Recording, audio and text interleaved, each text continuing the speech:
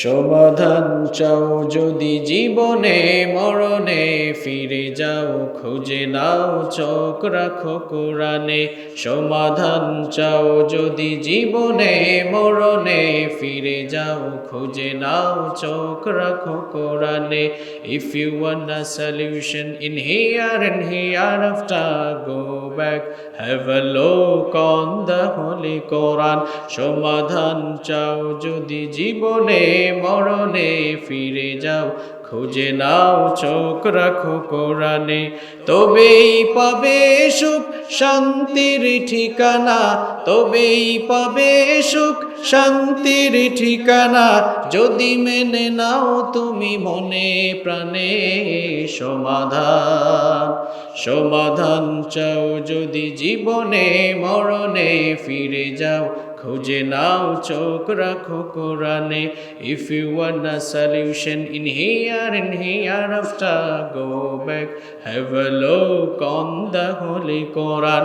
সমাধান চাও যদি জীবনে মরণে, ফিরে যাও খুঁজে নাও চোখ রাখো কোরআনে। এ যে চির অম্লান চির মুক্তির ডাক, এ যে মহাবাণী খুদাই কালামে পাক। এ যে চির অম্লান চির মুক্তির ডাক, এ যে মহাবাণী খুদাই কালামে পাক।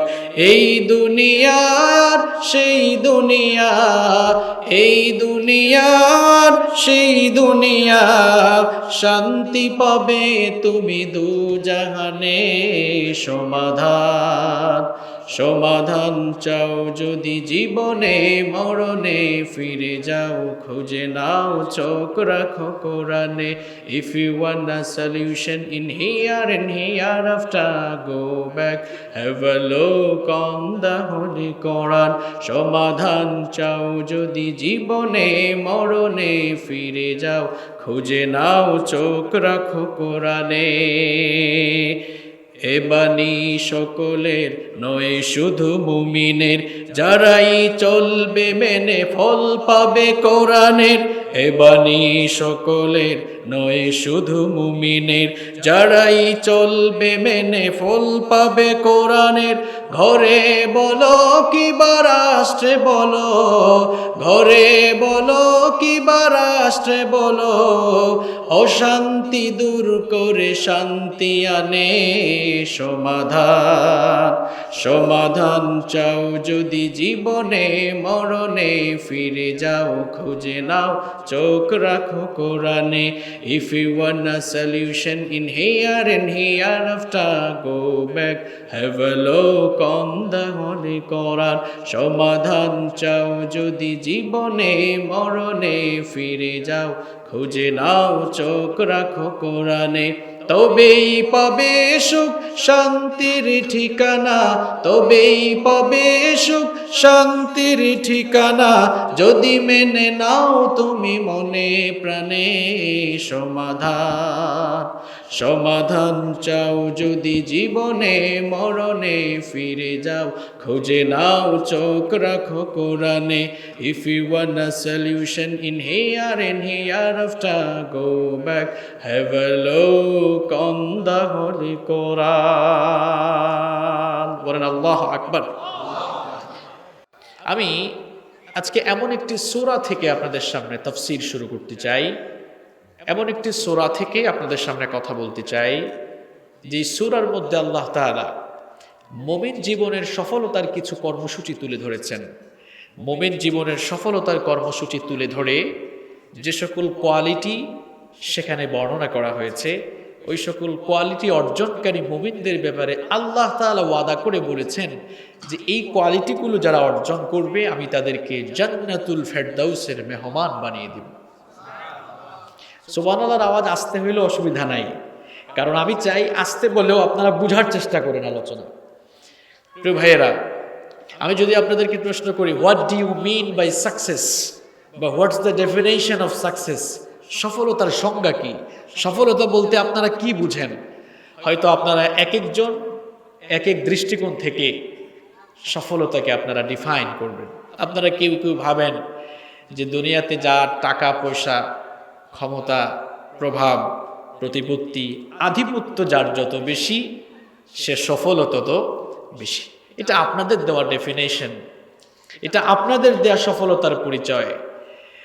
কিন্তু আল্লাহ তাআলা বলছেন প্রকৃতপক্ষে সেই মানুষ সফল যে দুনিয়া নামক ক্ষণস্থায়ী এই মুসাফির খানায় এসে আখেরাতকে সামনে রেখে আখেরাতমুখী জান্নাত উপযোগী একটি জীবন গঠন করে কিয়ামতের দিন যারা জাহান্নামের আগুন থেকে বেঁচে জান্নাত লাভ করতে পারে, সেই লোকটাই প্রকৃতপক্ষে সফল, সেই লোকটাই সাকসেসফুল। দুনিয়াতে আপনার প্রচুর টাকা, গাড়ি বাড়ি, ইন্ডাস্ট্রি, ক্ষমতা, এমপি, মিনিস্টার সবকিছুই আপনি অর্জন করলেন, কিন্তু শেষ পর্যন্ত লোকটা জাহান্নামের আগুনে চলে গেল। আপনারা কি এই লোকটাকে সফল বলবেন নাকি ব্যর্থ বলবেন?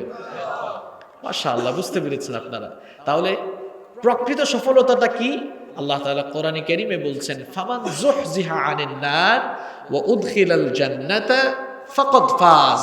আল্লাহ তাআলা বলছেন আসলে যেই লোকটা আল্লাহ তাআলার জাহান্নামের আগুন থেকে বেঁচে জান্নাতে ঢুকতে পারলো, ওই লোকটাই হচ্ছে সাকসেসফুল, ওই লোকটাই হচ্ছে সফল। তাহলে আমরা সবাই সফল হতে চাই কি চাই না? আওয়াজ বাড়তেছে, তাই না? আমরা সবাই সফল হতে চাই কি চাই না? কারা কারা সফল হতে চান না একটু হাত তুলেন তো। অসুবিধা নাই, যারা হাত তুলেছে কেউ কিন্তু বুঝে তুলে নাই, না বুঝে হাত তুলছে, আবেগের ঠেলায়, জুসের ঠেলায় হুঁশ হারিয়ে ফেলছে। ওনারা তালে তালে থাকতে থাকতে বেতাল হয়ে গিয়েছে। যারা হাত তুলেছে ভুল করে হাত তুলেছে, কোনো অসুবিধা নেই, কারণ আল্লাহ তাআলা মানুষের বাহিরেরটা নেন না, আল্লাহ তাআলা মানুষের ভেতরেরটা নেন। সুবহানাল্লাহ। আসলে প্রকৃতপক্ষে আমরা সবাই সফল হতে চাই, সবাই জান্নাতে যেতে চাই। চোর ডাকাত সেও কিন্তু জান্নাতে যাওয়ার আশা করে, জাহান্নামে কেউ আসলে যেতে চায় না। তো প্রিয় ভাইয়েরা, এই যে আমরা জান্নাতে যেতে চাই, জান্নাতে যাওয়ার জন্য আপনার কি কি চারিত্রিক কোয়ালিটি থাকা লাগবে, সেই চারিত্রিক কোয়ালিটিগুলো যে সূরার মধ্যে আল্লাহ তাআলা ডিটেইলস বলে দিয়েছেন, আজকে সেই সূরা থেকেই আমরা কথা বলা শুরু করব ইনশাআল্লাহ। যে সূরা থেকেই আজকে আমি আপনাদের সামনে কথা বলবো, সেই সূরাটির নাম হচ্ছে সূরাতুল মুমিনুন। সবাই বলেন তো এই সূরাটার নাম কি? প্রিয় ভাইয়েরা, একজন ভাইও বাকি থাকবেন না। আমরা আজকে একাডেমিক স্টাইলে এই মাহফিলটি উপভোগ করে কিছু শেখার চেষ্টা করি। সবাই বলেন তো যেই সূরা থেকে আমরা আজকে কথা বলবো সেই সূরার নাম কি? একটু জোরে বলেন, সূরাতুল মুমিনুন। এই সূরাটি কোরআনে কারীমে যে পারাগুলোর ক্রমানুসার রয়েছে, পারার ক্রমানুসারে এই সূরাটি কোরআনে কারীমের 18তম পারায় অবস্থিত। কোরআনে কারীমে সূরাগুলোর যে ক্রমানুসার রয়েছে, সূরার ক্রমানুসারে এই সূরাটি কোরআনে কারীমের 23 নম্বর সূরা। তাহলে আমরা যে সূরা থেকে কথা বলবো, এই সূরাটি কত পারায় আছে? 18 পারায়। জোরে বলেন, কত পারায়? এই সূরাটি কোরআনে কারীমের কত নাম্বার সূরা? আমরা যে সূরা থেকে আজকে কথা বলবো, এই সূরাটি হচ্ছে মাক্কি সূরা। নিশ্চয়ই আপনারা অনেকে জানেন যে কোরআনে কারীমের সূরাগুলো দুই ভাগে বিভক্ত। কোরআনে কারীমের সূরাগুলো কয় প্রকার? দুই প্রকার। কিছু সূরা হচ্ছে মাক্কি আর কিছু সূরা হচ্ছে মাদানী। যেই সকল সূরা রাসূল করিম সাল্লাল্লাহু আলাইহি ওয়াসাল্লাম মক্কাতুল মুকাররমা থেকে মদিনা মুনাওয়ারায় মাইগ্রেট করার আগে, হিজরত করার আগে যে সূরাগুলো নাজিল হয়েছে সেগুলোকে বলা হয় মাক্কি সূরা। আর মাদানী সূরা হচ্ছে যেই সূরাগুলো হিজরতের পরে মদিনায় অবতীর্ণ হয়েছে। আমরা যে সূরা থেকে কথা বলবো, সবাই একটু জবাব দেন তো, এই সূরাটা মাক্কি নাকি মাদানী? মাশাআল্লাহ, এই তো মুখস্থ হয়ে গেছে। এই সূরার রুকু সংখ্যা হচ্ছে 6, আয়াত সংখ্যা হচ্ছে 118। এই সূরাটির নাম সূরাতুল মুমিনুন কেন হয়েছে জানেন? কারণ এই সূরার মধ্যে আল্লাহ তাআলা মুমিনদের সফলতা নিয়ে আলোচনা করেছেন, মুমিন জীবনের কর্মসূচি নিয়ে আলোচনা করেছেন। আর সূরাটির প্রথম আয়াত কদ আফলাহাল মুমিনুন, এই আয়াতে কারিমা থেকে মুমিনুন শব্দটিকে চুজ করে এই সূরাটির নাম রাখা হলো সূরাতুল মুমিনুন। এই সূরাটি কখন কিভাবে নাজিল হলো শোনেন। নাসাঈর বর্ণনা, আমাদের মা উম্মুল মুমিনিন আয়েশা রাদিয়াল্লাহু আনহার কাছে সাহাবায়ে কেরাম এসে জানতে চাইলেন, ওগো আমাদের মা আম্মা জান আয়েশা রাদিয়াল্লাহু আনহা, কাইফা কানা খুলুকুন নবী, পড়েন সাল্লাল্লাহু আলাইহি ওয়াসাল্লাম। তারা জানতে চাইলেন, ওগো আমাদের মা, আমার নবীর চরিত্র কেমন ছিল, আমাদের নবীর চরিত্রের ব্যাপারে আপনি কি আমাদেরকে জানাবেন কিনা? আম্মা জান আয়েশা রাদিয়াল্লাহু আনহা তখন জবাব দিলেন, ও আল্লাহর রাসূলের সাহাবীরা, তোমরা কি কোরআনে কারীম তেলাওয়াত করো না? কোরআন কি দেখো না? কোরআন কি পড়ো না? কারণ কোরআনে কারীমের শুরু থেকে শেষ পর্যন্ত গোটা কোরআনের বাস্তব নমুনা হচ্ছেন আমার নবী সাল্লাল্লাহু আলাইহি ওয়াসাল্লাম। সুবহানাল্লাহ। তোমরা কি কোরআন পড়ো না? কোরআনের বাস্তব নমুনাই তো তিনি ছিলেন কোরআনের বাস্তব নমুনা, তিনি ছিলেন প্র্যাকটিক্যাল কোরআন। তবে তোমরা যেহেতু আমার কাছে আমার নবীর চরিত্র সম্পর্কে জানতে চেয়েছো, ভালো করে শোনো। আমার নবীর চরিত্রের প্রধান প্রধান যে কোয়ালিটিগুলো ছিল, আমার নবীর চারিত্রিক দিকগুলোর প্রধান প্রধান কোয়ালিটিগুলো আল্লাহ পাক কোরআনে কারীমে সূরাতুল মুমিনুনের শুরুতে সুন্দর করে তুলে দিয়েছেন। সুবহানাল্লাহ। বিশ্ব নবীজির চরিত্রের প্রধান প্রধান দিকগুলো যেই সূরায় বর্ণিত হয়েছে, সেই সূরাটির নাম কি? সূরাতুল মুমিনুন। এই সূরা থেকেই আজকে আমরা কথা বলবো ইনশাআল্লাহ। তিরমিজি শরীফের হাদিস, সাইয়েদনা ওমর ইবনুল খাত্তাব রাদিয়াল্লাহু আনহু বলেন, বিশ্বনবী সাল্লাল্লাহু আলাইহি ওয়াসাল্লামের কাছে যখন সূরাতুল মুমিনুনের প্রথম 10টি আয়াত অবতীর্ণ হয়, আমি আল্লাহর নবীর সামনে উপস্থিত ছিলাম। বিশ্বনবী সাল্লাল্লাহু আলাইহি ওয়াসাল্লামের উপরে যখন ওহী নাযিল হতো, তার চেহারার মধ্যে পরিবর্তন দেখা দিত। কয়েক অবস্থায় বিশ্বনবীর উপরে ওহী নাযিল হতো। আমার নবীর উপরে যখন এই আয়াতগুলো অবতীর্ণ হচ্ছে, মৌমাছির গুঞ্জনের মতো আওয়াজ ধ্বনিত হতে লাগলো। সাইয়েদনা ওমর ইবনুল খাত্তাব রাদিয়াল্লাহু আনহু বললেন, এই অবস্থা দেখে আমরা বুঝতে পারলাম বিশ্বনবী সাল্লাল্লাহু আলাইহি ওয়াসাল্লামের উপরে বোধহয় ওহী নাযিল হচ্ছে। এই জন্য আমরা নিশ্চুপ হয়ে গেলাম। কিছুক্ষণ পর এই আয়াতগুলো নাযিল হওয়া শেষ হওয়ার পর বিশ্বনবী সাল্লাল্লাহু আলাইহি ওয়াসাল্লাম কিবলামুখী হয়ে বসে এবার তিনি দোয়া শুরু করে দিলেন, আল্লাহুম্মা জিদনা ওয়ালা তানকুসনা ওয়া আকরিমনা ওয়ালা তুহিন্না ওয়া আ'তিনা ওয়ালা তাহরিমনা ওয়া আথিরনা ওয়ালা তুআথির আলাইনা ওয়া আরদিনা ওয়ারদা আন্না। বিশ্বনবী সাল্লাল্লাহু আলাইহি ওয়াসাল্লাম দোয়া করলেন, ওগো আল্লাহ, আমাদেরকে বেশি করে দান করো, বেশি করে দাও, কম করে দিও না। আমাদেরকে সম্মানিত করো, আমাদেরকে অপমানিত করো না। তুমি আমাদেরকে দান করো, আমাদেরকে বঞ্চিত করো না। অন্য কেউ যেন আমাদের উপরে প্রভাব বিস্তার না করে, বরং আমরা যেন অন্যদের উপরে প্রভাব বিস্তার করতে পারি। আমাদের উপরে তুমি সন্তুষ্ট হয়ে যাও, আর তোমার উপরে আমাদেরকে সন্তুষ্ট রাখো। বলেন আমিন। এই দোয়াটা শেষ করেই বিশ্বনবী সাহাবীদের দিকে মুখ করে বললেন, ও আমার সাহাবীরা, শোনো শোনো, ইতিমধ্যে আল্লাহ পাক আমার উপরে এমন কিছু আয়াত নাজিল করেছেন, যে আয়াতের ভেতরে আল্লাহ তাআলা মুমিনদের এমন কিছু কোয়ালিটি তুলে ধরেছেন। এই সকল কোয়ালিটিগুলো যদি তোমরা তোমাদের জীবনে অর্জন করতে পারো, আল্লাহ পাক ওয়াদা করেছেন, আল্লাহ পাক তোমাদেরকে জান্নাতুল ফেরদাউসের মেহমান বানিয়ে দিবেন। আরো আসতে বলেন সুবহানাল্লাহ। এরপরে বিশ্বনবী সাল্লাল্লাহু আলাইহি ওয়াসাল্লাম সাহাবীদের সামনে তার উপরে নাজিল হওয়া এই আয়াতগুলো তেলাওয়াত করে শুনিয়ে দিলেন, قد أفلح المؤمنون الذين هم في صلاتهم خاشعون والذين هم عن اللغو معرضون والذين هم للزكاة فاعلون والذين هم لفروجهم حافظون إلا على أزواجهم أو ما ملكت أيمانهم فإنهم غير ملومين فمن ابتغى وراء ذلك فأولئك هم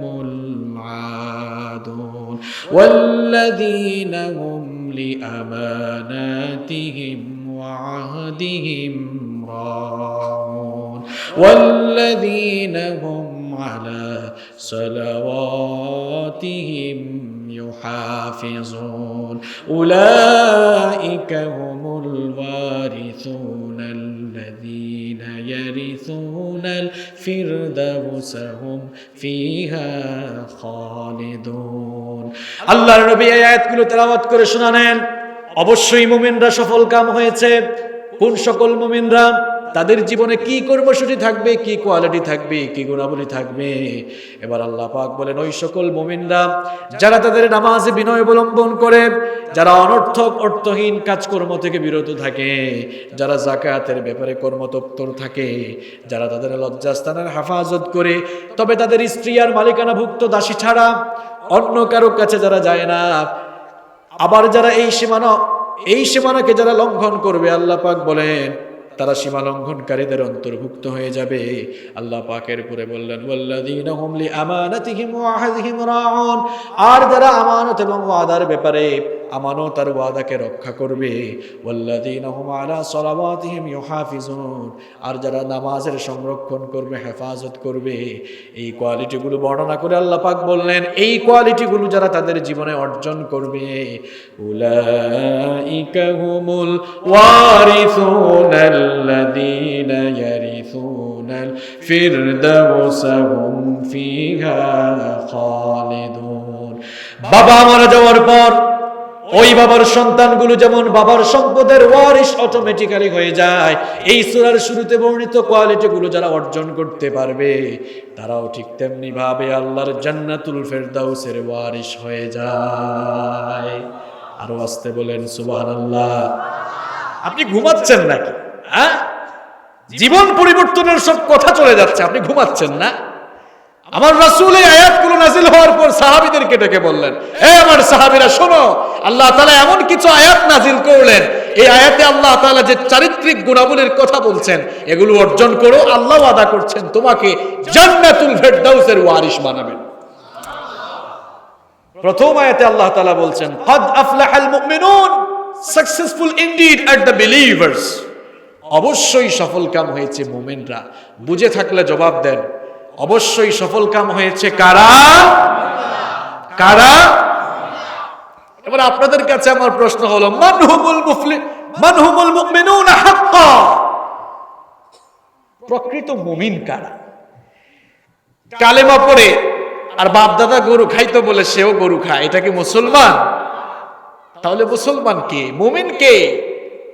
ডাক্তারের ঘরে জন্ম নিয়ে যেমন ডাক্তার হওয়া যায় না, যদি না এমবিবিএস, এফসিপিএস, এফআরসিএস কিংবা ওই রিলেটেড পড়াশোনা না করে যেমন ডাক্তার হওয়া যায় না, তেমনি মুসলমান বা মুমিন এটা মৌখিক দাবি করে হওয়া যায় না।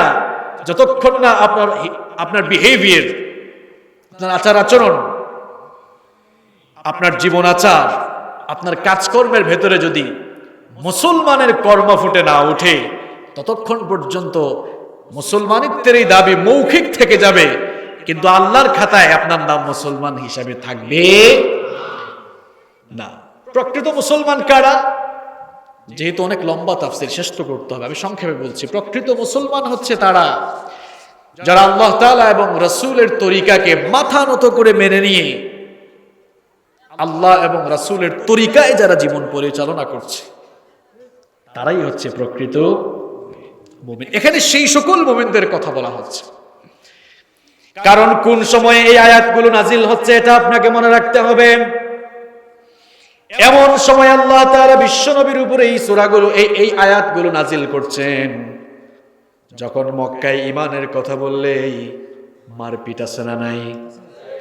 কি কথা কন না কেন? মারপিট আছে না নাই? কোন সময় এই আয়াতগুলো আমার নবীর উপরে নাজিল হচ্ছে শুনেন, যখন কালেমার কথা, দ্বীনের কথা বললেই অগ্নিতপ্ত বারের উপরে চিৎ করে শুইয়ে দিয়ে বুকের উপরে পাথর চাপা দিয়ে চাবুক পিঠা, সেই কঠিন সময়ে এই আয়াতগুলো নাজিল হচ্ছে। কোন সময়ে আয়াতগুলো নাজিল হচ্ছে শুনেন, যখন ঈমানের কথা বললেই কাফের মুশরিক বেঈমানরা ঈমানদার মুসলমানদের উপরে জুলুম নির্যাতনের স্টিম রোলার চালাতো, ঠিক সেই সময় এই আয়াতগুলো নাজিল হচ্ছে। সেই সময় আয়াতগুলো নাজিল করে আল্লাহ তাআলা মুমিনদেরকে সান্ত্বনা দিচ্ছেন, কারণ এই সূরার মধ্যে আল্লাহ তাআলা নূহ আলাইহিস সালামের কথা বলেছেন, এই সূরার মধ্যে আল্লাহ তাআলা হুদ আলাইহিস সালামের কথাও বলেছেন। সাইয়েদনা নূহ আলাইহিস সালাম এবং সাইয়েদনা হুদ আলাইহিস সালামের সময়ও দিন বিরোধীরা তাদের উপরে জুলুম নির্যাতন করেছিল। সুতরাং দিনপন্থী ইমানদার মুসলমানরা যেন জুলুম নির্যাতনে ভেঙে না পড়ে, ফ্রাস্ট্রেট হয়ে না যায়, সেই সময় আল্লাহ পাক মুমিনদেরকে সান্ত্বনা দিয়ে দিয়ে এই সূরার আয়াতগুলো নাজিল করছেন। আল্লাহ তাআলা শুরু করেছেন এভাবে, ক্বাদ আফলাহাল মুমিনুন আল্লাযীনা হুম ফি সালাতিহিম খাশিউন। Successful indeed are the believers, অবশ্যই সফলকাম হয়েছে মুসলমানরা।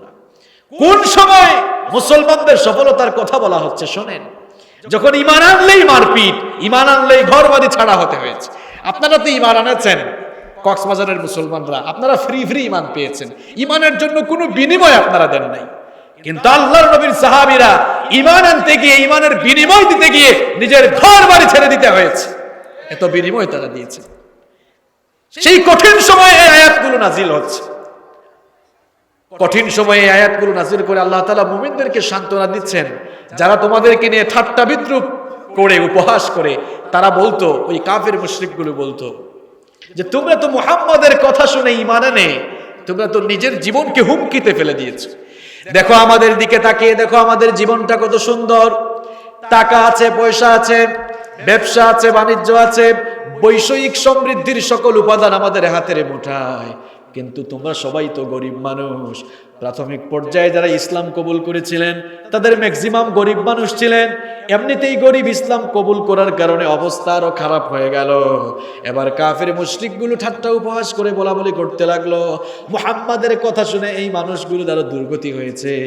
আল্লাহ পাক তখন এই চরম পরিস্থিতিতে এই সূরার আয়াতগুলো নাজিল করে জানিয়ে দিলেন, ও কাফের মুশরিকরা, ভালো করে শোনো, তোমাদের সাফল্য আর ক্ষতির মানদণ্ড ভুল। তোমরা যে দৃষ্টিকোণ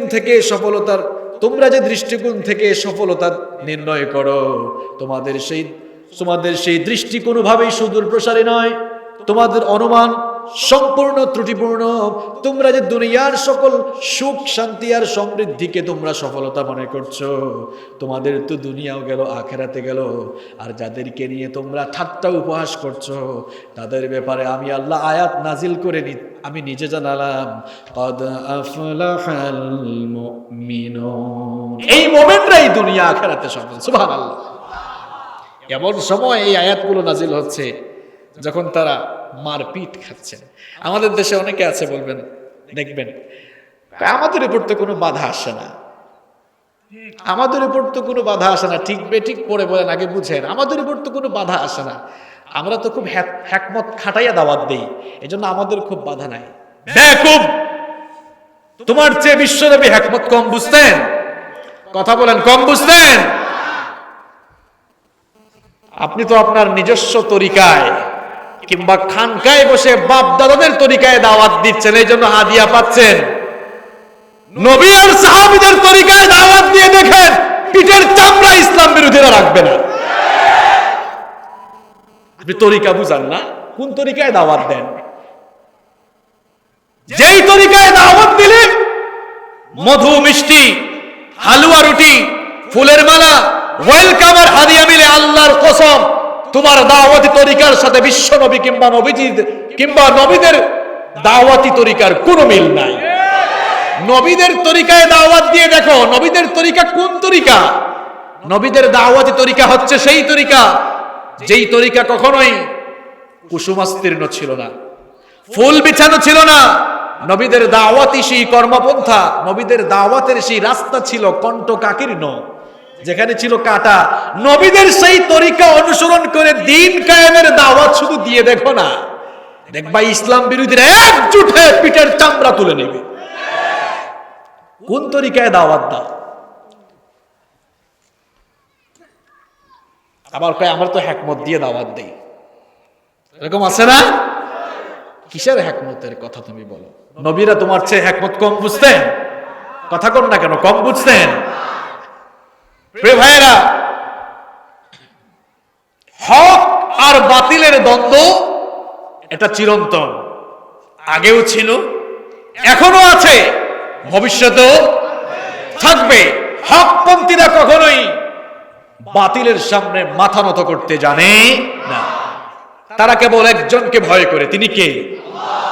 যারা আল্লাহকে ভয় করে গোটা দুনিয়া তাদেরকে ভয় করে, আর যারা আল্লাহকে বাদ দিয়ে অমুক তমুককে ভয় করে গোটা দুনিয়া তাদেরকে ভয় দেখায়।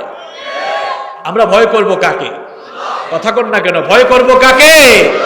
যাদের হৃদয়ে আছে আল্লাহর ভয়, তারা কভু পথ ভুলে যায় না।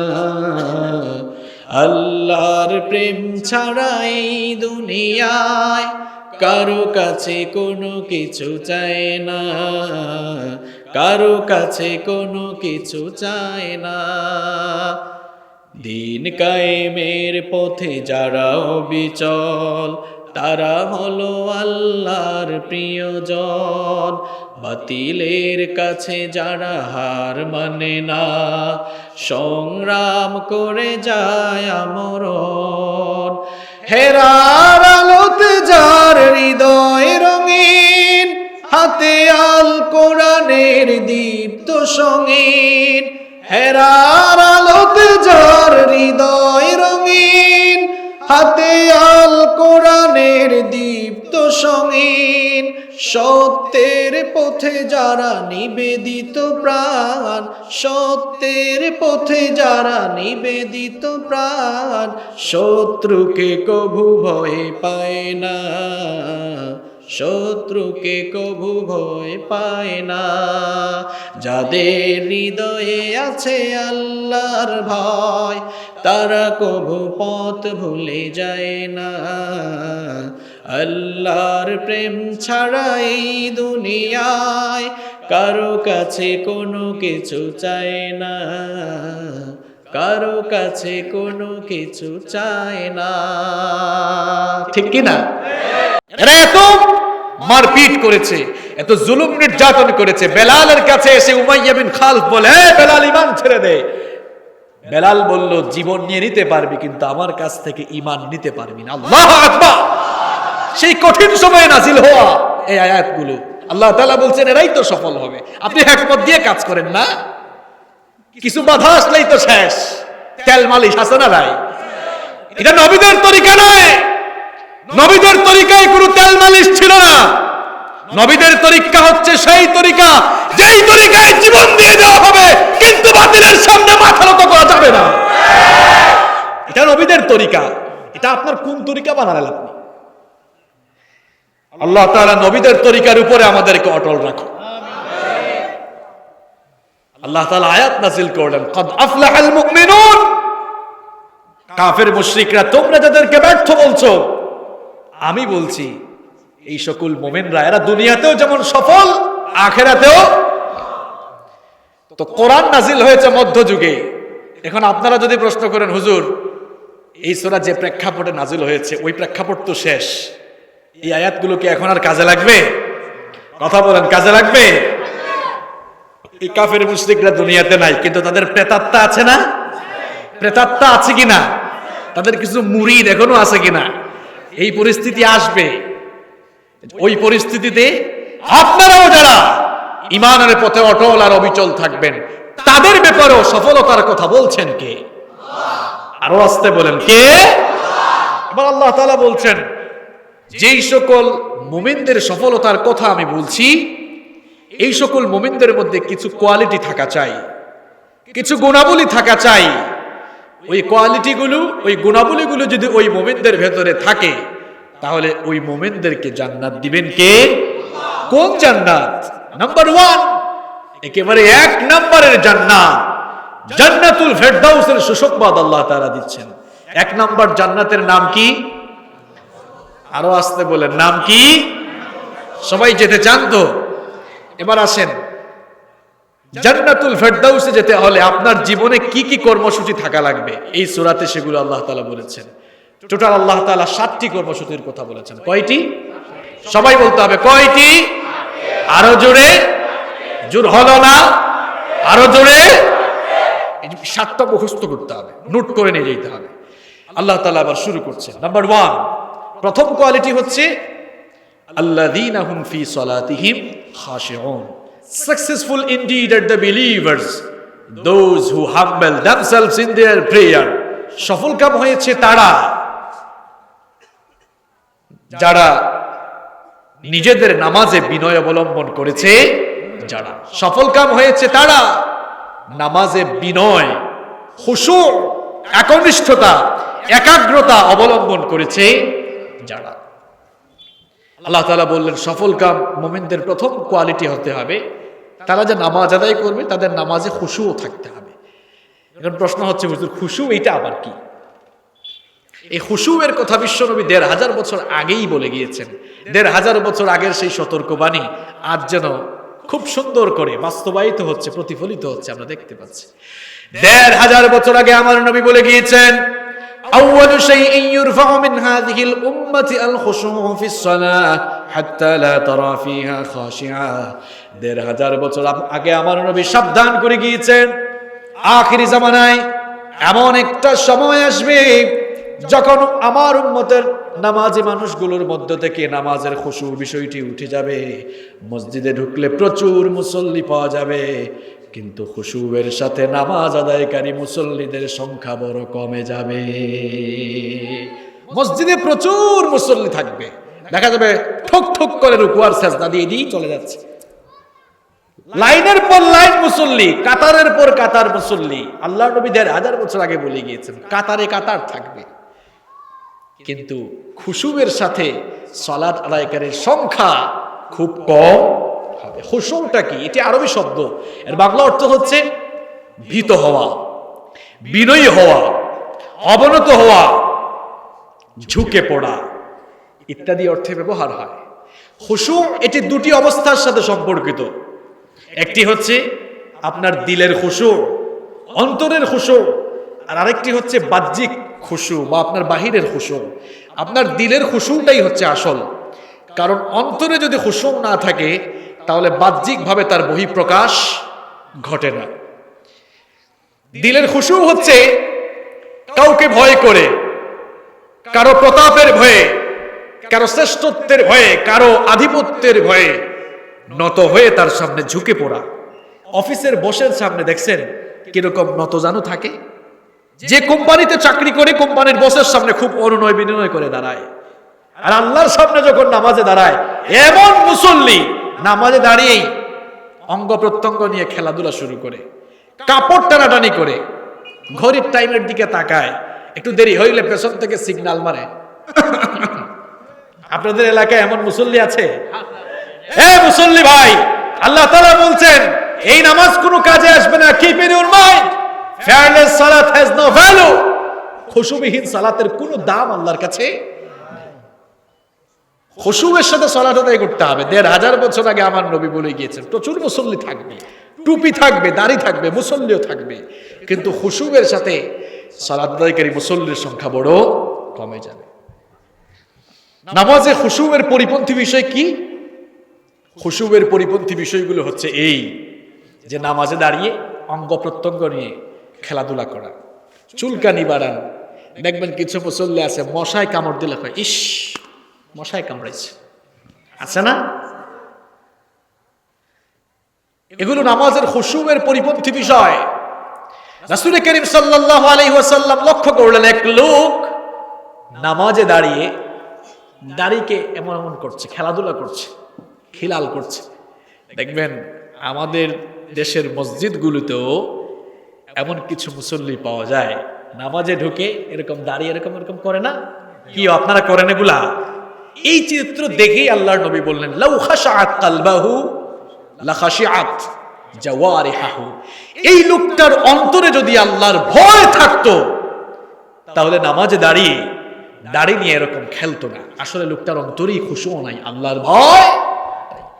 কেউ কেউ আছে নামাজে দাঁড়িয়ে রুকু সাজদায় গেলে পেছন দিক দিয়ে দেখার চেষ্টা করে, দেখি তো কয় কাতার হইল। এরকম আছে কি না? আমি এক মসজিদে একবার নামাজে দাঁড়ালাম। আমি নামাজে যখন জামাতে নামাজ চলছে, তো যখনই আমি নামাজ শুরু করব দেখলাম মুসল্লি আমার দিকে এমনি তাকায়। আমি বললাম কিও এদিকে কি? আমি তো বুঝতে পেরেছি লোকটার মনোযোগ নামাজে নাই। মাথা ধরে বললাম এইদিকে না, এইদিকে তাকাও, সামনের দিকে তাকাও। কিছু মুসল্লি এরকম আছে না? কিছু মুসল্লি তো এমনও পাওয়া যায়, নামাজ শেষে বের হয়ে বলে, দোস্ত দেখছো এই মসজিদে 103টা ফ্যান আছে। নামাজে দাঁড়িয়ে চিন্তা করলো, ইমাম সাহেব যেহেতু ইমাম সাহেবের তেলাওয়াত নিয়ে ব্যস্ত আছেন, তা আমি আর ফ্রি থেকে লাভ তো নাই, আমি একটু গোনাগুনির কাজটা শেষ করে ফেলি। বুঝতে পেরেছেন? মসজিদে কয়টা লাইট আছে, ফ্যান আছে, মসজিদে কি আছে সব সে দেখে ফেললো। এটা কি নামাজ হইল? কথা কর না কেন, এগুলো নামাজ হইল? এই কাজগুলো কিন্তু আমরা করি, আপনারা করেন, এগুলো নামাজের খুশুয়ের পরিপন্থী বিষয়। আপনাদের প্রশ্ন হচ্ছে, হুজুর তো নামাজে খুশু থাকে না, কেন থাকে না? নামাজে খুশু না থাকার কারণ দুইটা। কারণ কয়টা? এক নাম্বার হচ্ছে নামাজ আপনি বুঝেন না, কি পড়েন নিজেই বুঝেন না, আর বুঝেন না বলেই মনোযোগ থাকে না। তাহলে প্রিয় ভাইয়েরা, আমরা যেহেতু সফল হতে চাই, জান্নাতি মুমিন হতে চাই, জান্নাতি মুমিন হতে হলে আপনার নামাজ সুন্দর হওয়া লাগবে, আপনার নামাজ সুন্দর হওয়া লাগবে, নামাজে খুশু থাকা লাগবে। এখন প্রশ্ন হচ্ছে, হুজুর নামাজে তো খুশু নাই, এই খুশুটা পয়দা করব কিভাবে, খুশুটা নিয়ে আসবো কিভাবে? আমি আপনাদেরকে আজকে 5টা টিপস দিব, নামাজে খুশু আনয়নের জন্য 5টা টিপস দিব। কয়টা? সবাই বলেন কয়টা? এই 5টা টিপস নিয়ে বাড়ি যান, দেখবেন নামাজে মনোযোগ আর অন্যদিকে যাবে না।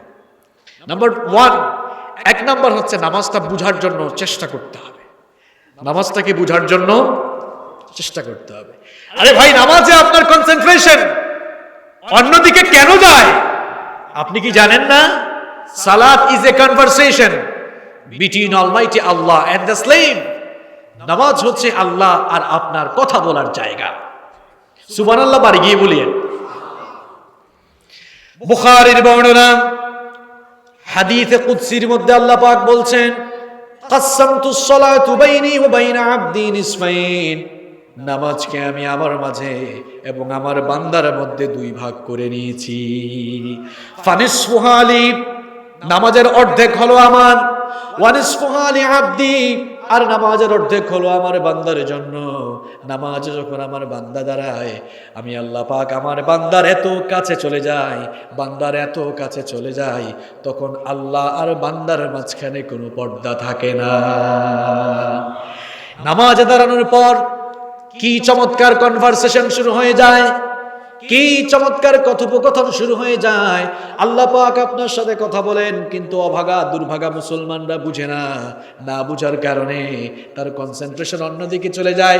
আমি আপনি যখনই নামাজে দাঁড়াই, আমাদের সাথে আল্লাহ তাআলা কি চমৎকার করে কথা বলা শুরু করেন দেখেন।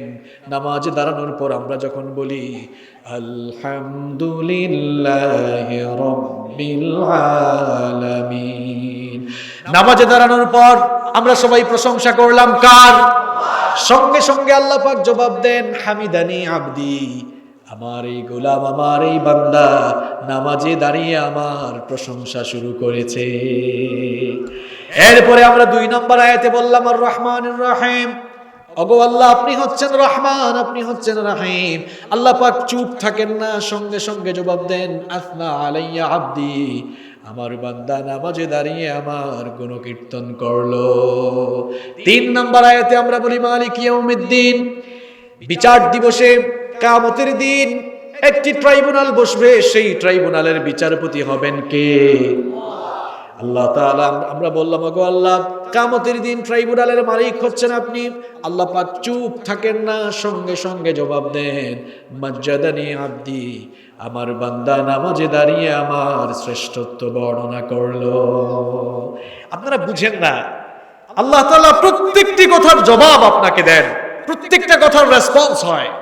না বুঝার কারণে নামাজে খুশু থাকে না, এদিক ওই দিক মনোযোগ চলে যায়। মনোযোগ যাইতে যাইতে এক ব্যবসায়ীর মনোযোগ এমন জায়গায় গিয়েছে, এশার নামাজে ইমাম সাহেব সালাম ফিরিয়ে বললেন, সম্মানিত মুসল্লি বৃন্দ, আজকের নামাজ কয় রাকাত হয়েছে? কেউ কোনো কথা কয় না। হঠাৎ এক মুসল্লি দাঁড়িয়ে বলে, হুজুর আপনি তো আজকে 3 রাকাত নামাজ পড়াইছেন। ইমাম সাহেব বললেন, কেউ তো কোনো কথা কয় না, শুধু আপনি বললেন 3 রাকাত পড়াইলাম, কোনো কনফিউশনও আপনার ভেতরে নাই, এত কনফিডেন্ট কোন জায়গা থেকে আসলো? কয়, হুজুর আপনি হয়তো জানেন না, এই বাজারে আমার 4টা দোকান আছে।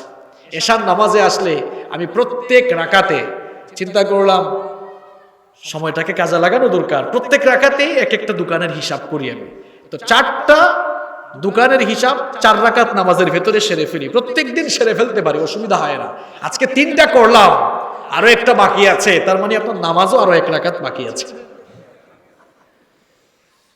তো এই যে নামাজের বাহিরে কনসেন্ট্রেশন চলে যায়, নামাজের বাহিরে মনোযোগ চলে যাচ্ছে কেন?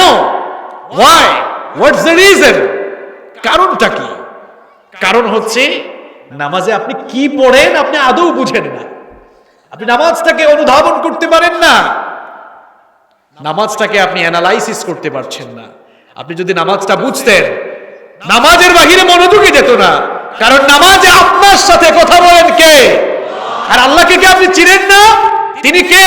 তিনি হচ্ছেন সপ্ত আকাশ, এই জমিন, নবমণ্ডল, ভূমণ্ডল, গোটা বিশ্ব জগৎ যার হাতের মুঠায়, তিনিই আমার আল্লাহ। সেই মহান রব আপনার সাথে কথা বলছেন। আপনাকে যদি ডোনাল্ড ট্রাম্প বলে বাংলাদেশের অমুকের সাথে কথা বলবো, কি মনে করেন অবস্থা? হ্যাঁ, ডোনাল্ড ট্রাম্প বাদ দেন, আমাদের মাননীয় প্রাইম মিনিস্টার শেখ হাসিনা যদি আপনার সাথে কথা বলতে চান, কথা বলা বাদ দেন, দেখবেন আপনারা তিনি যদি আসতে চান তাহলে রাজনৈতিক দলের লোকেরা কি গেটআপ টেটআপ নিয়ে এয়ারপোর্টে গিয়ে হাজির। আপনি যদি প্রাইম মিনিস্টারের সাথে দেখা করার জন্য আপনার আগ্রহ এমনটা তৈরি হয়, আল্লাহ তাআলা হাদিসে কুদসির মধ্যে বলছেন, নামাজে বান্দা আমি তোমার সাথে কথা বলি, তো আপনার কনসেন্ট্রেশন অন্য জায়গায় যায় কিভাবে? নিজের বিবেককে প্রশ্ন করেন, আপনি নামাজ তো বুঝেন না আপনি। এজন্য নামাজে মনোযোগ ফিরিয়ে আনতে হলে 1 নাম্বার যে কাজটি করতে হবে, নামাজটাকে বুঝার জন্য চেষ্টা করতে হবে। কয়টা টিপসের কথা বলেছিলাম, খেয়াল ফেলছেন নাকি? 5টা। 1 নাম্বার কি বললাম? নামাজটাকে বুঝার চেষ্টা করতে হবে। নাম্বার 2 নাম্বার হচ্ছে নামাজে খুশু ফিরিয়ে আনার জন্য, একাগ্র চিত্তে নামাজ আদায় করার জন্য আপনি যে কাজটি করবেন, when you stand for the salat, keep in your mind it's your final salat।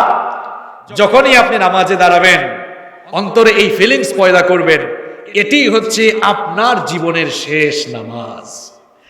বিশ্বনবী সাল্লাল্লাহু আলাইহি ওয়াসাল্লাম বললেন, ইদা কুমতা ফি সলাতিকা ফাসাল্লি সালাতাম মুআদ্দা, যখন তুমি যায় নামাজে দাঁড়াবা, তখন তুমি মনে করবা এটাই হচ্ছে তোমার জীবনের শেষ নামাজ। কারণ কোন নামাজ আমার জীবনের শেষ নামাজ এটা কি আমরা জানি? গোটা দুনিয়া এখন গ্লোবাল ভিলেজ হয়ে গিয়েছে, ঘরে বসে গোটা দুনিয়ার খবরাখবর এখন নেওয়া যায়। কিন্তু মুসলমানেরা ভালো করে স্মরণ রাখবেন, ঘরে বসে গোটা দুনিয়ার খবর নেওয়া গেলেও আমরা কিন্তু কেউ জানি না আমাদের কার জন্য কাফনের কাপড় এসে দোকানে রেডি হয়ে আছে। কেউ জানি আমরা? কথা কর না কেন, কেউ জানি আমরা? কেউ জানি না। যখনই নামাজে দাঁড়াবেন মনে করবেন এটি হচ্ছে আপনার জীবনের শেষ নামাজ। নাম্বার 3 নাম্বার হচ্ছে যখনই নামাজে দাঁড়াবেন মনে করবেন আপনি আল্লাহর এতটা কাছে, আপনি আল্লাহকে দেখছেন, অথবা আল্লাহ আপনাকে, আল্লাহ তো আমাদেরকে দেখেন কিনা বলেন, আনতা আবুদাল্লাহ কাআন্নাকা তারাহু ফাইন লাম তাকুন তারাহু ফাইন্নাহু ইয়ারাকা। আল্লাহর গোলামি এমন ভাবে করো যেন তুমি আল্লাহকে দেখতে পাচ্ছ। তুমি যদি আল্লাহকে দেখতে নাও পাও তাহলে স্মরণ রেখো তোমার আল্লাহ তোমাকে দেখতে পাচ্ছেন।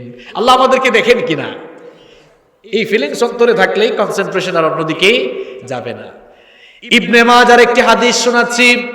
বিশ্বনবী সাল্লাল্লাহু আলাইহি ওয়াসাল্লাম বলেছেন, নামাজে দাঁড়ানোর পর বান্দা যতক্ষণ তার দৃষ্টি সালাতের ভেতরে নিবদ্ধ রাখে, যতক্ষণ তার দৃষ্টি নামাজের মধ্যে, তার মনোযোগ নামাজের মধ্যে সীমাবদ্ধ রাখে, আল্লাহ তাআলা ততক্ষণ পর্যন্ত ওই বান্দার প্রতি রহমতের নজরে তাকাতে থাকেন।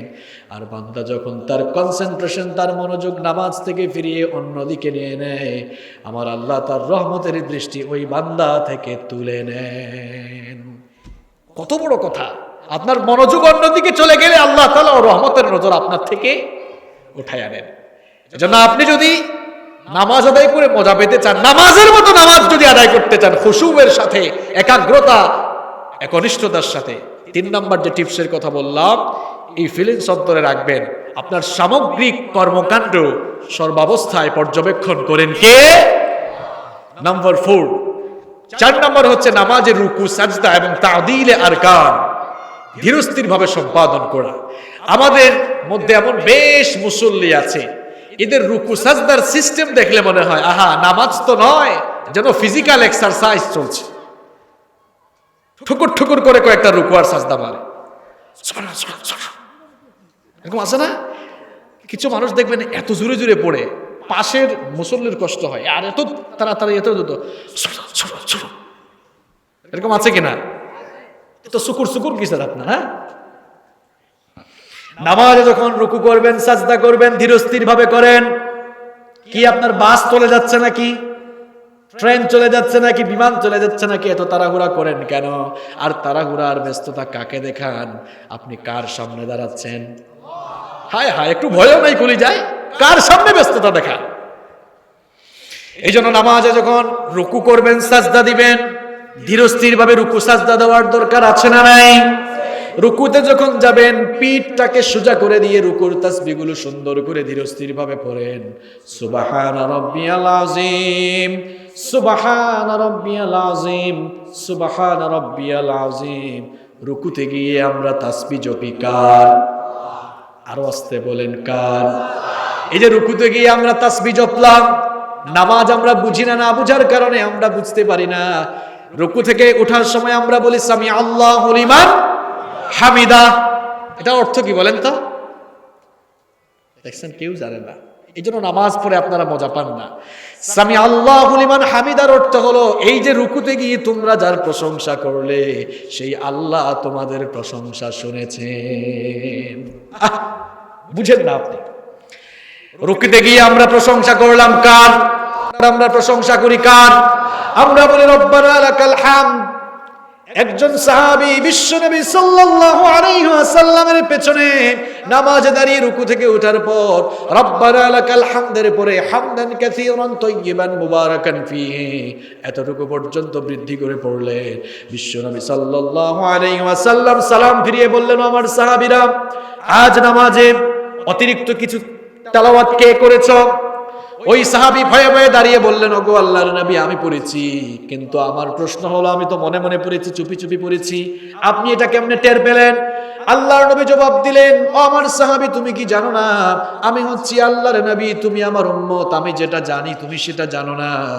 তুমি কি জানো নাকি নামাজের রুকু থেকে দাঁড়ানোর পর রব্বানা লাকাল হামদের পরে হামদান কাসীরান তাইয়িবান মুবারাকান ফীহি এতটুকু পর্যন্ত তুমি যখন বৃদ্ধি করে পড়লে আমি নজর করে দেখলাম একজন আর দুইজন নয়, আল্লাহর রহমতের 33 জন ফেরেশতারা কম্পিটিশন প্রতিযোগিতা শুরু করেছে, তারা কে তোমার আমল নামায় কত বেশি সওয়াব লিখবে। এই আমলটা আপনার আমার জীবনেও থাকার দরকার আছে না নাই? রুকু আস্তে দিবেন, ধীরস্থির ভাবে দিবেন। সাজদায় যখন যান সাজদা দেওয়া ধীরস্থির ভাবে দিবেন। এরকম রুকু আর সাজদা ধীরস্থির ভাবে যদি দিতে পারেন নামাজের মধ্যে খুশু পয়দা হবে, নামাজ পড়েও মজা পাওয়া। নাম্বার 5 নাম্বার হচ্ছে আমাদের সালাফ যারা, আমাদের পূর্ববর্তী যারা, তাদের কাছ থেকে নামাজ এর শিক্ষা নিতে হবে। তারা কিভাবে নামাজ আদায় করেছেন দেখেন। সাহাবীদের নামাজ কেমন ছিল? আপনারাও তো নামাজ পড়েন, আর সাহাবীদের নামাজ কেমন ছিল শোনেন। সাইয়েদনা শরীফুদ্দৌলা আলী কাররামাল্লাহু ওয়াজহাহু যুদ্ধের ময়দানে শত্রুপক্ষের বিষাক্ত তীর দ্বারা তার পা যখন আক্রান্ত হলো, পায়ের মধ্যে যখন তীর ঢুকে গেল, কয়েকজন সাহাবী চেষ্টা করলেন বিষাক্ত সেই তীরটা টেনে বের করার জন্য। যখনই তারা তীরটা খুলতে যান, সাইয়েদনা আলী রাদিয়াল্লাহু আনহু ব্যথার যন্ত্রণায় চিৎকার দিয়ে উঠেন। রাসূল করিম সাল্লাল্লাহু আলাইহি ওয়াসাল্লাম এই দৃশ্য অবলোকন করে বললেন, ও আমার সাহাবীরা শোনো, আমার আলীর পা থেকে এভাবে তোমরা এই তীরটা খুলতে পারবা না। যখনই আমার আলী নামাজ আদায়ের জন্য যায় নামাজে দাঁড়াবে, তখন তোমরা আলীর পা থেকে অনায়াসেই তীরটা খুলতে পারবে। আযান হয়ে যাওয়ার পর সাইয়েদনা আলী রাদিয়াল্লাহু আনহু যখন নামাজে দাঁড়ালেন, সাহাবায়ে কেরাম রাদিয়াল্লাহু তাআলা আলাইহিম আজমাইনদের কয়েকজন সেই তীরটা এবার টেনে বের করলেন, কিন্তু আলী রাদিয়াল্লাহু আনহু কিছুই টের পেলেন না। নামাজ শেষ করার পর তাকে প্রশ্ন করা হলো যে এই তীর বের করার জন্য আমরা হাত দিতে না দিতেই আপনি চিৎকার করে উঠতেন, একই তীর নামাজে দাঁড়ানোর পর আমরা খুলে ফেললাম, একটু উহ আহ পর্যন্ত শব্দ করলেন না, একটু সাউন্ডও করলেন না, বুঝলাম না ব্যাপারটা। সাইয়েদনা আলী রাদিয়াল্লাহু আনহু তখন জবাব দিলেন, ও আল্লাহর রাসূলের সাহাবীরা ভালো করে শোনো, আমি যখন নামাজে দাঁড়াই দুনিয়ার কোনো খবর থাকে না, কারণ আমি তখন কথা বলি কার সাথে? আমি যখন আমার মাওলার সাথে কথা বলা শুরু করে দিই, দুনিয়াবি কোনো চিন্তা চেতনা বা ফিলিংস আমার ভেতরে কাজ করে না। নামাজে দাঁড়ানোর পর তোমরা আমার পা থেকে তীর খুলেছো না কি খুলেছো, আমি আলী তখন কোনো কিছুই টের পাই নাই। কারণ তখন কথা হচ্ছিল কার সাথে? তখন মোহাম্মত, প্রেম, ভালোবাসা বিনিময় হচ্ছিল কার সাথে? আমার দেশের মুসল্লি মশাই কামড়াইলে কয়, কি করে ইমাম সাহেব, মুয়াজ্জিন সাহেব কি করে? একটু কয়েল দিতে পারে না? আছে না নাই? মশাই কামড়াইলে টের পায়। ইমাম আবু হানিফা রাহমাতুল্লাহি আলাইহি, নাম শুনেছেন আপনারা? তার পাশের ঘরে, প্রতিবেশীর ঘরে আগুন লেগেছে। আপনাদের পাশের বাড়িতে আগুন লাগলে আপনাদের এই ইউসুফের খিল এলাকায় আপনারা কি গিয়ে আরো আগুন জ্বালায়া দেন, লাগায়া দেন, নাকি আগুন নেভানোর চেষ্টা করেন? নেভানোর চেষ্টা করেন। প্রতিবেশী হিসাবে এটা আপনাদের রেসপন্সিবিলিটি, দায়িত্ব আপনাদের। তো উনার প্রতিবেশীর ঘরে আগুন লাগলো, আশপাশ থেকে সবাই ছুটে আসলো আগুন নেভানোর জন্য। লোকজন দেখলো কি ব্যাপার, সবাই তো আছে, কিন্তু আবু হানিফার পাশের ঘর, আবু হানিফাকেই তো পাওয়া যায় না। আগুন নেভানো শেষ করার পর তারা এই নিয়ে যখন আলোচনা করছিল, এমন সময় ইমাম আবু হানিফা রাহমাতুল্লাহি আলাইহি ঘরের দরজা খুলে বের হয়ে দেখলেন, হায় হায়, এখানে এত মানুষ কেন? জিজ্ঞেস করলেন, কি ব্যাপার, এখানে এত সমাগম কেন, এত মানুষের জটলা কেন, এত মানুষের ভিড় কেন, সমস্যা কি? কয়েকজন বলল, আবু হানিফা তুমি কি কিছুই জানো না? ইমাম আযম আবু হানিফা রাহিমাহুল্লাহ তিনি বললেন, না আমি কিছুই জানি না।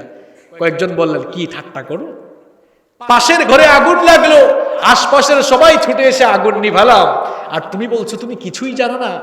ইমাম আবু হানিফা রাহমাতুল্লাহি আলাইহি তখন বললেন, সত্যি বলছি আমি কিছু জানি না, কারণ তোমরা সবাই মিলে যখন আমার প্রতিবেশীর ঘরের আগুন নেভাচ্ছিলা, আমি তখন তাহাজ্জুদের জায়নামাজে ছিলাম, আমি তখন আমার মাওলার সাথে মহব্বত করে করে কথা বলছিলাম। তোমরা সবাই মিলে যখন আমার প্রতিবেশীর ঘরের আগুন নেভানোর কাজে ব্যস্ত ছিলা, আমিও তখন তাহাজ্জুদের জায়নামাজে দাঁড়িয়ে চক্ষু থেকে পানি জড়িয়ে জাহান্নামের আগুন নেভানোর কাজে আমি ব্যস্ত ছিলাম। এটা তাদের নামাজ। আর আপনার নামাজ কি? ওই যে বললাম, মশায় কামড়াইলেও টের পায়। কিসের নামাজ এগুলো? কিসের নামাজ এগুলো? শুধু নামাজ পড়তে পড়তে, নামাজ আদায় করতে করতে কপালে দাগ পড়লো। কিন্তু বিশ্বাস করেন, ফেয়ারলেস সালাত হ্যাজ নো ভ্যালু। যেই নামাজে খুশু নাই, যেই নামাজে একাগ্রতা নাই, যেই নামাজে একনিষ্ঠতা নাই, ওই নামাজের কোনো দাম আল্লাহর কাছে। তাহলে সফল কাম মুমিনের প্রথম কোয়ালিটি হচ্ছে আল্লাযীনা হুম ফি সালাতিহিম খাশিউন। Successful indeed are the believers, those who humble themselves in their prayer. সফল কাম হয়েছে তারা নামাজে বিনয় অবলম্বন করেছে যারা। সফল কাম মুমিনদের 2 নাম্বার গুণাবলী আল্লাহ তাআলা বলছেন, ওয়াল্লাযীনা হুম আনিল লাগবি মুরিদুন। Successful indeed are the believers, those who avoid vain behavior. সফল কাম হয়েছে তারা অনর্থক আচার আচরণ পরিত্যাগ করেছে যারা। তাকান, এই আয়াতগুলো আপনাদের গিরায় গিরায় একদম গিয়ে লাগবে। এই আয়াতটা বেশিরভাগ লোকের গিরায় গিরায় লাগবে। গিরায় গিরায় বুঝেন তো, মানে একদম আপনার গায়ে লাগার মতো আয়াত এটা। ওয়াল্লাযীনা হুম আনিল লাগবি মুরিদুন, those who avoid vain behavior. সফল কাম তারা অনর্থক আচরণ থেকে বিরত থাকতে পেরেছে যারা। এটা মুমিনদের একটি অন্যতম কোয়ালিটি, যে মুমিনরা কখনো অনর্থক কথাবার্তা কিংবা কাজে লিপ্ত হবে না। কারণ অনর্থক কথাবার্তা কিংবা কাজে কোনো ফায়দা নাই। যত অহেতুক, অর্থহীন, ভিত্তিহীন, ফায়দাহীন কথা কাজ আছে, এগুলো মুমিন কখনো মুখ থেকে বের করবে না, ওই কাজ করবেও। মুমিনদের জীবনাচার কেমন হবে? কোরআনে কারীমের 25 নম্বর সূরা সূরাতুল ফুরকানের 72 নম্বর আয়াতে আল্লাহ পাক সুন্দর করে বলছেন, ওয়াল্লাযীনা লা ইয়াশহাদুনাজ যুর ওয়া ইযা মাররু বিল লাগবি মাররু কিরামা। মুমিন তো তারা যারা মিথ্যা কথা বলে না, মিথ্যা সাক্ষ্য দেয় না। আবার মুমিন তো তারা যখন তারা কোনো অর্থহীন, অনর্থক কথাবার্তা বা কার্যক্রমের পাশ দিয়ে অতিক্রম করে, সম্মানের সাথে ভদ্রভাবে তারা সেই পথ দিয়ে বিচরণ করে।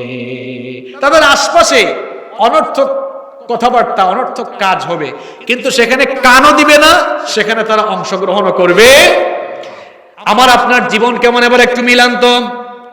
অনর্থক কথাবার্তার অনর্থক কাজে আমাদের জীবন চলে যায়।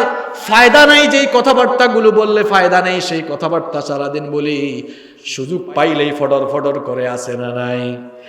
চায়ের দোকানগুলোকে আমরা সেকেন্ড পার্লামেন্ট বানিয়েছি। আপনাদের এলাকার চায়ের দোকান আছে তো? আমাদের সিলেটে বলে টঙের দোকান। সিলেট চিনেন আপনারা? আমার বাড়ি কিন্তু সিলেটে। আমাদের সিলেটে চায়ের ওই ছোট ছোট দোকানকে টঙের দোকান বলে। চিনননি আপনারা এটা? হ্যাঁ, সিলেটি মাত বুঝুননি? হ্যাঁ বুঝুন। হ্যাঁ, হকালতা বুঝলে তো হইতো নাই।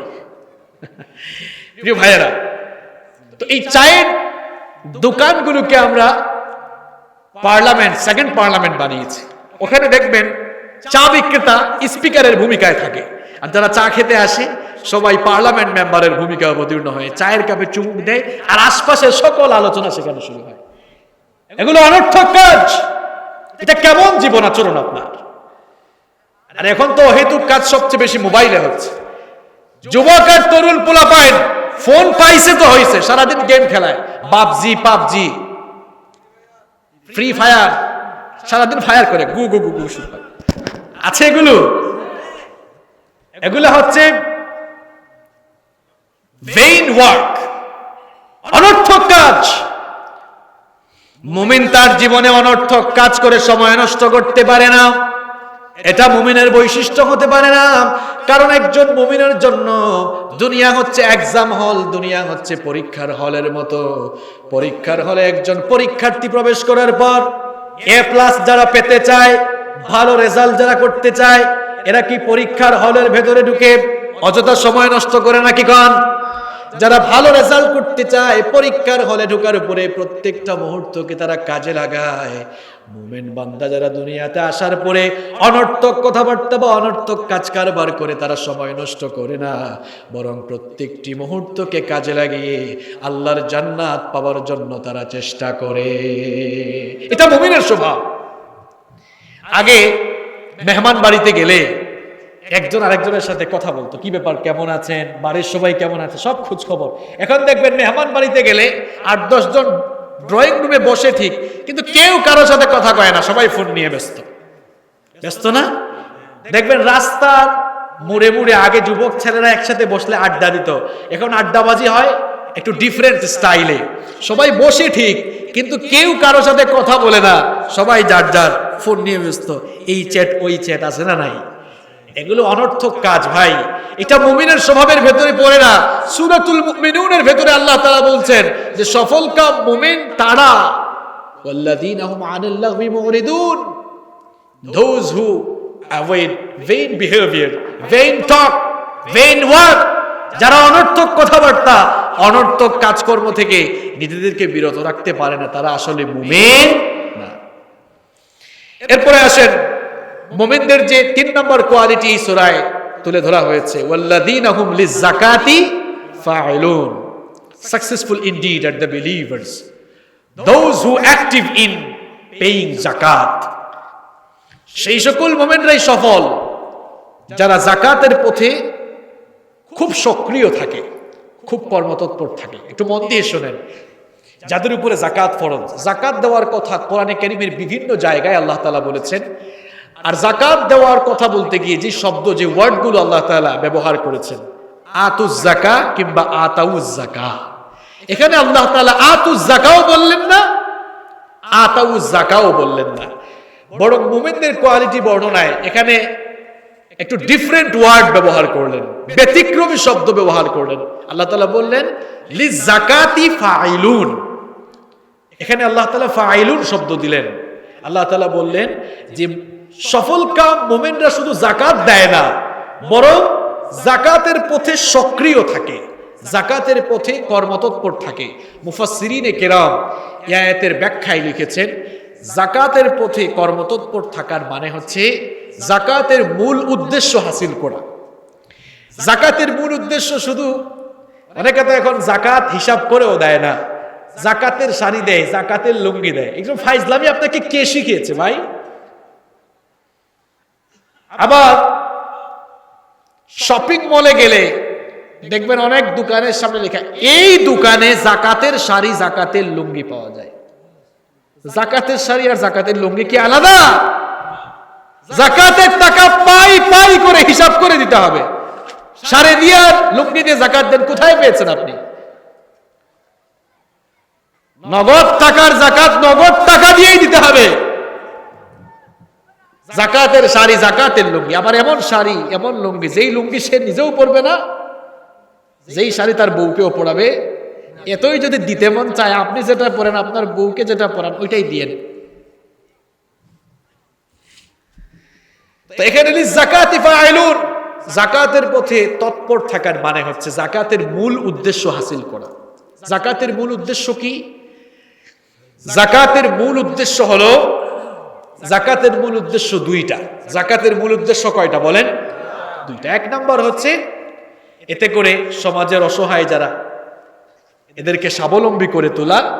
আর জাকাতের দুই নাম্বার উদ্দেশ্য হলো আপনার সংকীর্ণ আত্মাটাকে একটু প্রসারিত করার ব্যবস্থা করা, আপনার অন্তরের কলুষতাকে দূর করা, অর্থাৎ নিজের নফসকে কলুষমুক্ত করা। জাকাতের মাধ্যমে একদিকে আপনার মালের যেমন পবিত্রতা হাসিল হবে, তেমনি জাকাতের মাধ্যমে আপনার অন্তরেরও যেন পরিশুদ্ধতা হাসিল হয়। তাহলে জাকাতের উদ্দেশ্য আমরা কয়টা পেলাম? এক নাম্বার হচ্ছে আপনার সম্পদের পবিত্রতা, আর দুই নাম্বার কার পবিত্রতা? আপনার নিজের পবিত্রতা। কারণ নিজের অন্তরের ভেতরে দুনিয়ার প্রতি মোহ আছে, সম্পদের প্রতি মায়া আছে।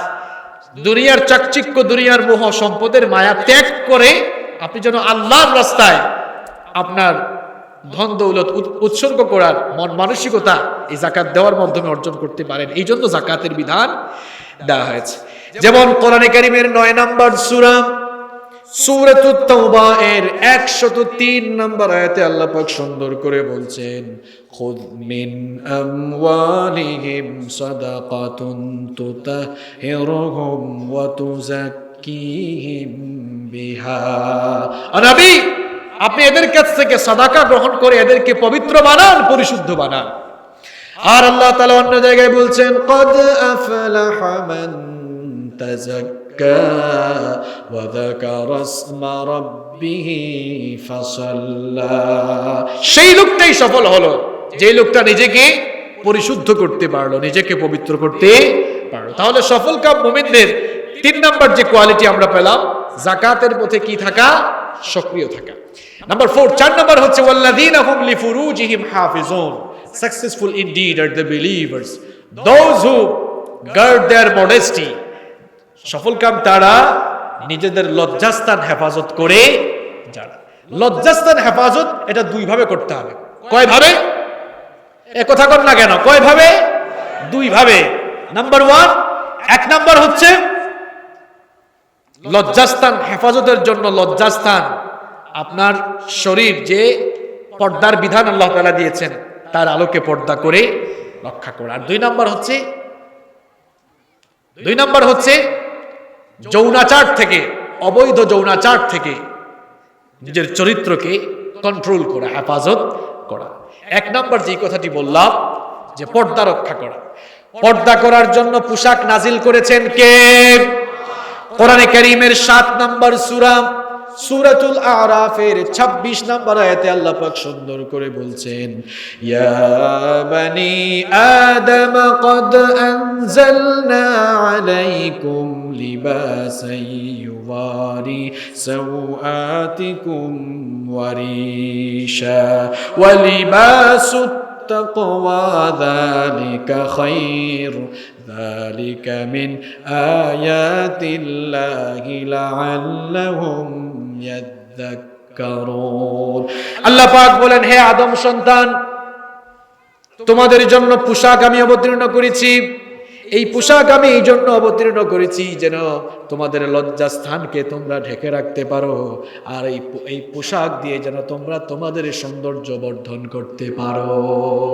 পোশাক দিয়েছেন কে? পোশাক একটি নিয়ামত, যেই নিয়ামত দেওয়া হয়েছে নিজের সতরকে ঢাকার জন্য। এখন সেই পোশাক আমরা খুলে ফেলতে চাই। মেয়েরা যেমন পর্দা করে না, ছেলেরাও না। আমি দেখলাম এক ছেলে এক প্যান্ট পরেছে, হাঁটুর উপর দিয়ে ছিঁড়া, দেখে ভাবলাম মনে হয় ছেলেটা অ্যাক্সিডেন্ট করেছে। ডাক দিলাম, ভাই একটু কাছে আসো, তুমি কি অ্যাক্সিডেন্ট করেছো? কয় না হুজুর, অ্যাক্সিডেন্ট কেন হবে? বললাম তাহলে এই উপরের এই অবস্থা কেন, উপরে ছিঁড়া কেন? কয় হুজুর আপনারা তো এখনো ব্যাকডেটেড রয়ে গেলেন, এটা update system, the latest fashion. আমি বললাম ভাই, যেই ফ্যাশন তোমাকে উলঙ্গপনা বেহায়াপনা শেখায়, এটা আর যাই হোক, এটা ফ্যাশন হতে পারে না, এটা আসলে বেহায়াপনা ছাড়া আর কিছুই না। কাপড় চোপড় কম পরলেই যদি ফ্যাশন হতো, তাহলে তো আদিম যুগের মানুষ সবচেয়ে ফ্যাশনেবল ছিল, কারণ তারা কাপড় চোপড়ের অভাবে গাছের লতা পাতা বাকল দিয়ে তাদের লজ্জাস্থান ঢাকতো, ঠিক কিনা? ছেলেরা যেমন পর্দা রক্ষা করছে না, মেয়েদের কথা না নাই বা বললাম, মেয়েরা এখন কাপড় শর্ট করতে করতে করতে করতে এত শর্ট করতেছে, কখন যে কিছুই থাকে না আল্লাহ ভালো জানে। আল্লাহ হেফাজত করুন, বলেন আমিন। এখন তো আবার এক গোষ্ঠী বের হয়েছে তথাকথিত বুদ্ধি প্রতিবন্ধী। আমি বলি যে এদের মগজে, এদের ব্রেইনে শয়তান পেশাব করে দিয়েছে। তারা বলে যে মেয়েদেরকে বোরখা পরানোর দরকার নাই, বোরখা স্বাস্থ্যের জন্য ক্ষতিকর। যেই লোকটাই কথা বলছে, এই করোনা ভাইরাস আসার পরে সেই লোকটাই কিন্তু বোরখা পরে পরে রাস্তায় চলেছে। এই করোনা ভাইরাস আসার পরে প্রমাণ হয়েছে যে বোরখা এটি ক্ষতিকর নয়, বরং প্রোটেকশনের জন্য এই ধরনের বোরখা অত্যন্ত উপযোগী, ঠিক কিনা? আমরা তো শুধু মাস্ক লাগিয়েছি মুখে, দেখছেন এই চেতনাওয়ালারা কি করছে? আমি দেখলাম মশারির মতো কি একটা মাথায় লাগায়, তারপর হেলমেটের মতো কি আরেকটা জানি এইদিকে টানায়, এরপরে হ্যান্ড গ্লাভস, পিপিই যেটা বোরখার মতো, এত কিছু পড়েছে। চিকিৎসা বিজ্ঞানীরা বললেন, WHO বলল যে এটা থেকে বাঁচতে হলে বোরখার আদলে যে পিপিই আছে ওইটার ভিতরে ঢুকো। আর ১৫০০ বছর আগে আবার ইসলাম বলেছে আল্লাহর জাহান্নাম থেকে বাঁচতে হলে এবং এইসব আজে বাজে রোগ থেকে বাঁচতে হলে বোরখা পরো। সুবহানাল্লাহ। আমার ইসলাম সাইন্টিফিক। বোরখা স্বাস্থ্যের জন্য ক্ষতিকর, এটা অতীতেও কেউ প্রমাণ করতে পারে নাই, বর্তমানেও পারবে না, ভবিষ্যতেও পারার কোনো সম্ভাবনা। আপনাদের মা বোন বউ বাচ্চা এদেরকে আপনারা বোরখা পরান তো? অনেকে তো আছে বোরখা পরায় না, নামাজ পড়ে কিন্তু বউ নিয়ে বের হয়েছে। যখন এই মেইন রাস্তায় গিয়েছে, লোক দেখে বলল, কি ব্যাপার ভাইয়া, ভাবিকে এই অবস্থায় বের করে আনছেন কেন? কয় ভাই তোমার ভাবি তো খুব সুন্দরী, দেখো না, খুব রূপসী, তাকে ঘরে আমি সব সময় দেখি। চিন্তা করলাম আমি তো দেখি, কিন্তু এলাকার মানুষ তো এটা জানে না আমার বউটা কত সুন্দরী আর রূপসী। এলাকার মানুষও তো এটা জানা দরকার, কারণ তাদেরও তো একটা হক আছে। নিজের বউয়ের সৌন্দর্য এলাকার লোককে দেখা যায়, এলাকার মানুষের হক কে কে আদায় করেছেন দেখি, একটু হাত তুলেন তো। সবাই ভালো মানুষ, দেখছেন? আচ্ছা, আপনি একটু বাস্তব দৃষ্টিকোণ থেকে চিন্তা করুন তো, আপনি আপনার ওয়াইফ, আপনার স্ত্রী, আপনার মেয়েকে আপনি বোরখা ছাড়া বের করে দিচ্ছেন। আপনিও তো একদিন ইয়াং ছিলেন, হয়তো আপনি ভালো মানুষ ছিলেন, আপনি কুদৃষ্টি দিতেন না, কিন্তু আপনার এই যে অনেকেই তো কুদৃষ্টি দিত, ঠিক কি না? তো এই ফিলিংসটাকে আপনার অন্তরে আসে না? আপনার মধ্যে যদি আত্মসম্মান বোধ বলতে কোনো বিষয় থেকে থাকে, তাহলে আপনি কখনো আপনার ওয়াইফ, আপনার মা, আপনার বোন, আপনার মেয়েকে আপনি বোরখা ছাড়া বাসা থেকে বের করবেন না, যদি আত্মসম্মান থাকে। অনেকে তো আছে নিজের বউয়ের ফটো, বোনের ফটো ফেসবুকে আপলোড দেয়, এরকম আছে না? আচ্ছা, ফেসবুক কি পাবলিক সাইট নাকি personal site? Public site. Personal জিনিসটাকে পাবলিক সাইটে আপলোড করে আপনার নিজের বউকে তো আর আপনি পার্সোনাল রাখলেন না, ব্যক্তিগত জায়গায় রাখলেন না, নিজের বউকে আপনি পাবলিক, জনগণের সম্পদ বানিয়ে ফেলছেন। তাহলে সফলকাম মুমিনদের 4 নম্বর কোয়ালিটির কথা বলছিলাম, যে তারা তাদের লজ্জাস্থানের হেফাজত করবে। আর লজ্জাস্থানের হেফাজত করতে হলে পর্দা করতে হবে। আর 2 নম্বর হচ্ছে অবৈধ যৌনাচার থেকে নিজেকে কন্ট্রোলে রাখতে হবে। আবার আসেন নাম্বার 5 নম্বর হচ্ছে ওয়াল্লাযীনা হুম লিআমানাতিহিম ওয়া আহদিহিম রাউন। যারা আমানত এবং ওয়াদা রক্ষায় প্রতিশ্রুতিশীল হয়, যারা আমানতের খেয়ানত করে না, ওয়াদাকে ভঙ্গ করে না। মুনাফিকের 3টি আলামত রয়েছে, আবার অন্য হাদিসে 4টিও এসেছে, বলা হয়েছে মুনাফিকের যে কয়েকটি আলামত রয়েছে। নাম্বার 1, ইযা হাদ্দাসা কাযাবা, কথা বললে মিথ্যা বলে। ওয়া ইযা তুমিনা খানা, আমানত রাখা হলে তার খেয়ানত করে। এরপরে ওয়া ইযা আহাদা গাদারা, যখন ওয়াদা করে তা ভঙ্গ করে। অন্য হাদিসে এসেছে ওয়া ইযা খাসামা ফাজারা, আর যখনই সে কারোর সাথে ঝগড়া করে তখন সে গালিগালাজ করে। তাহলে আমানতের খেয়ানত এটা মুনাফিকের আলামত। আবার এটা মুমিনের বৈশিষ্ট্য নয়, এটা আবার কিয়ামতেরও আরেকটা আলামত। আল্লাহর নবীকে বলা হলো কিয়ামত কখন হবে, তিনি বললেন ইদা দুইয়াতিল আমানাতি ফান্তাজিরিস সাআহ, যখনই আমানতের খেয়ানত শুরু হবে কিয়ামতের জন্য অপেক্ষা করো। বলা হলো কাইফা ইদাআতুহা ইয়া রাসূলুল্লাহ সাল্লাল্লাহু আলাইহি ওয়াসাল্লাম, আমানতের খেয়ানত কেমনে হবে? রাসূল করিম সাল্লাল্লাহু আলাইহি ওয়াসাল্লাম বললেন ইদা উসনিদাল আমরু ইলা গায়রি আহলিহি ফান্তাজিরিস সাআহ, যখন অযোগ্য জায়গা, যখন যোগ্য জায়গায় অযোগ্য মানুষগুলো বসে যাবে তখনই কিয়ামত শুরু হয়ে যাবে। তাহলে আমানতের খেয়ানত করা যাবে না, ওয়াদা করলে ওয়াদা ভঙ্গ করা যাবে না। আমি বিস্তারিত ব্যাখ্যায় যাচ্ছি না। এরপর নাম্বার 7, লাস্ট যে কোয়ালিটির কথা এই সূরায় বলা হয়েছে, ওয়াল্লাযীনা হুম আলা সালাওয়াতিহিম ইউহাফিজুন, যারা নিজেদের সালাতের হেফাজতের ব্যাপারে অত্যন্ত দৃঢ় প্রতিজ্ঞ, অর্থাৎ যারা তাদের নামাজের ব্যাপারে সচেতন থাকে, 5 ওয়াক্ত সালাতকে যারা যথাযথভাবে আদায় করে। দেখেন একটা বিষয় লক্ষ্য করেন প্রিয় ভাইরা, আল্লাহ তাআলা মুমিনদের কোয়ালিটি বর্ণনা শুরু করেছেন নামাজের খুশু দিয়ে, আবার শেষও করেছেন কি দিয়ে? নামাজ দিয়ে। তার মানে কি বুঝলেন আপনারা? নামাজ ছাড়া সফল কাম হওয়ার কোনো উপায় নাই। কিপ ইন ইউর মাইন্ড, সালাত ইজ দ্য কি অফ সাকসেস, সালাত ইজ দ্য কি অফ প্যারাডাইজ। নামাজ সফলতার চাবি, নামাজ জান্নাতে। পড়লে নামাজ, রাখলে রোজা, আল্লাহ রাসূল পাবে সোজা, হালকা হবে পাপের বোঝা, করলে ইবাদত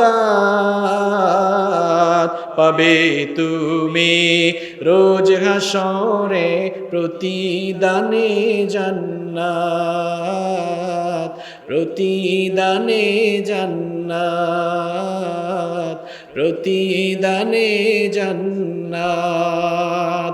এই যে 7টি কোয়ালিটির কথা বললাম, এই কোয়ালিটি যারা অর্জন করবে তাদের ব্যাপারে আল্লাহ তাআলা এবার সুসংবাদ দিয়ে বলছেন, উলাইকা হুমুল ওয়ারিসুনাল্লাযীনা ইয়ারিসুনাল ফিরদাউসা হুম ফিহা খালিদুন, তারাই ওই জান্নাতের ওয়ারিস হবে। জান্নাতুল ফিরদাউস, জান্নাতুল ফিরদাউসের ওয়ারিস তারা এমন ভাবে হবে, বাবা মারা যাওয়ার পর বাবার সন্তানরা যেমন বাবার সম্পদের ওয়ারিস অটোমেটিক্যালি হয়ে যায়, এই 7টি কোয়ালিটি যারা অর্জন করতে পারবে তারাও ঠিক তেমনি ভাবে আল্লাহর জান্নাতুল ফিরদাউসের ওয়ারিস হয়ে যাবে। এই 7টি কোয়ালিটি আল্লাহ তাআলা আমাদের সকলকে আমাদের প্র্যাকটিক্যাল লাইফে অর্জন করার তৌফিক দাও, আমরা বলি আমিন। হাদা মা ইনদি ওয়াল ইলমু ইনদাল্লাহ।